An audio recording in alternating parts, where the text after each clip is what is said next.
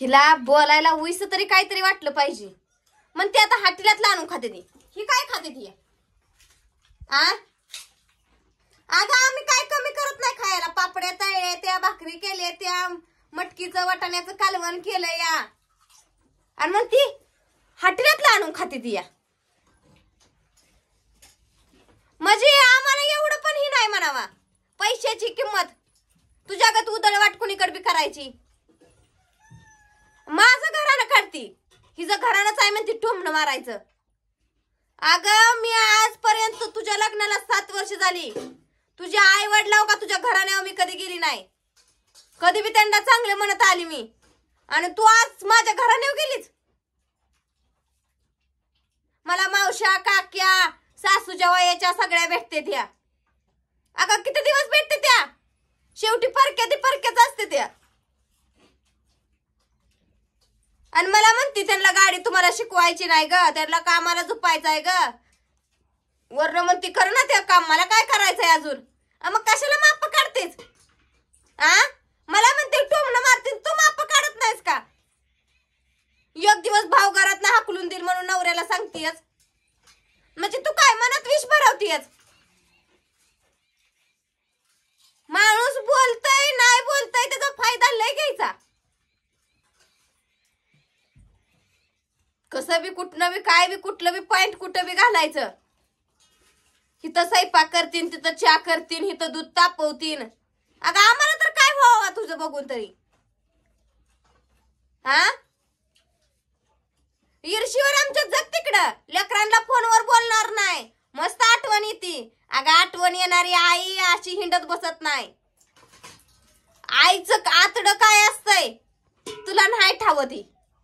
ठावच नाही म्हणाय पाहिजे आता, कारण तुझं ते आतडं हालच ना, पागळच ना. मी एकदा बघितलं का झालं माझं म्हणती. व्हिडिओ मध्ये एकदा दोनदा मला लेकर दिसली का, आणि नाही दिसल्यावर काय करशील? म्हणते तुला कामाला आम्हाला इथं आणायचंय. अगं काम करा आमचं, आम्ही खंबीर आहे. आणि आमच्या तब्येतीवर जाऊ नकोस तू. आता वाळायला लागली ही झाली. तू होती तेव्हा जणू की आईचं घालून मला ताजीच केलतीच. माझी सासू घालत होती तेव्हापासून माझं शरीर असंच आहे. मी लय ताजी पण होत नाही, लय खराबी होत नाही. माझ्या शरीरावर जाऊ नको तू. आणि माझं शरीर जन्मताच असं आहे. मी किती काम करू शकते किती नाही त्याचा तू अंदाज लावू नको. आणि माझ्यापर्यंत तू कामाची बराबरी बी करू नको.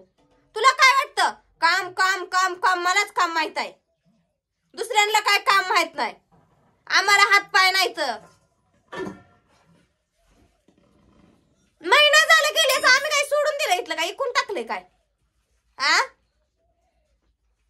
सांगायला लागली जर नवऱ्याला फितवतीयस आमच्या समोर डोळ्याच्या, अजून आमच्याच काय काय 4 चौघाच्या समोर फितवतीयस.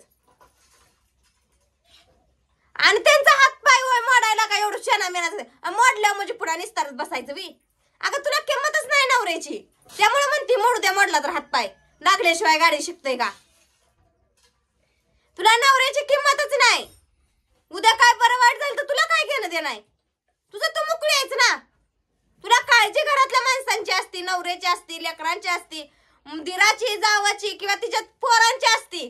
तू अशी बोललीच नसती. अगं काटा टोचला दुसऱ्याला तरी इथं वेदना स्वतःला झाल्या पाहिजे असं मन पाहिजे, अशी माया पाहिजे.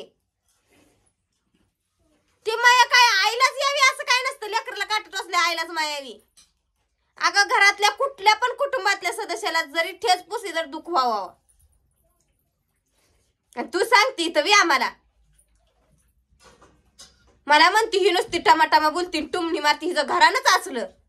अगं तू आज माझ्या घराण्यावर गेलीच.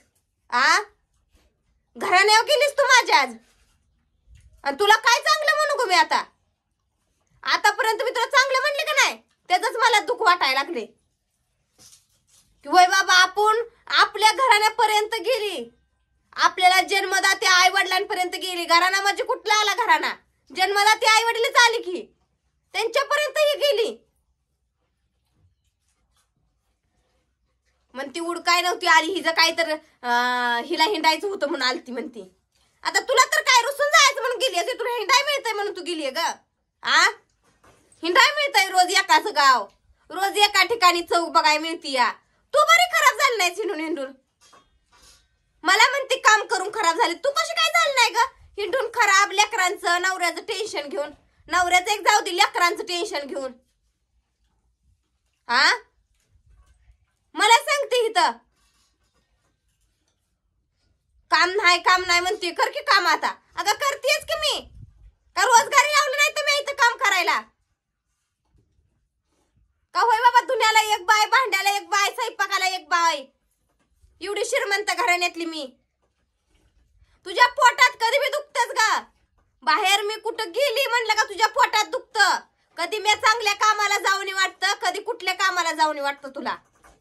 आणि ही पहिल्यापासून तुझ्या पोटात दुखतय. होती ना घरात नुसतं वरचं सावळ गोन नव्हतं, आणि ती आता सगळं तू वकून टाकायला लागली. लांब जाऊन घरापासून जवळ होत हिंमत होत नव्हती तुझ्यात बोलायची. हा तवाच बोलायचंच की मग काय तुझ्या मनात होत ती.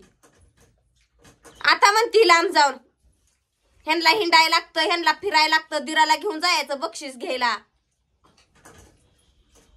अगं दिराला घेऊन जायचं ना, आम्ही दोघं बी तिकडे कुठं तर गेलो असतो, महागारी आलं नसतं का नाही, मग तुला लय मोठा आनंद झाला असता.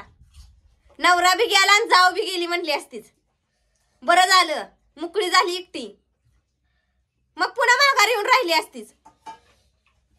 तुला आमच्या जीवाची काहीच तुला स्वैरसुताक नाही.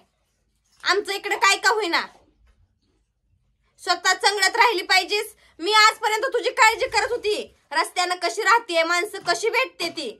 आता नाही काळजी वाटत, कारण तू आमचं कधीच चांगलं चितत नाही. कधी बी झालं तर तू आमचं वाईटच चित्ते. आम्ही अजूनपर्यंत तुझं वाईट चितलं नाही आणि अजून पण चितणार नाही. कुठं का राही ना, कुठं का हिंडणार, चांगलीच राहा बाया, व्यवस्थित राहा. अजून मावशी, काक्या, ताई कोण चांगल्याच भेटवते तुला. अजून कुठवर जायचं तिकडं जा, दुसऱ्या देशात का जाऊन पोचनाच चालत चालत. अजून तर भाषा तर आपलीच बोलते ती माणसं. काय दावस ना आता तर माणसं बोललेली बी एकटीच बोलते, कुणाच्या लोकांच्या चुलीपाशी बसून. तुला बरी स्वयंपाक करू देते त्यांच्या घरात गती. मला एक आश्चर्य पडलंय, तुला बरी स्वयंपाक करू देते ती त्यांच्या घरात, आणि तो केलेलं खाते ती. कुठं तर वळखीचीच असतेली वाटतंय मला तर आता.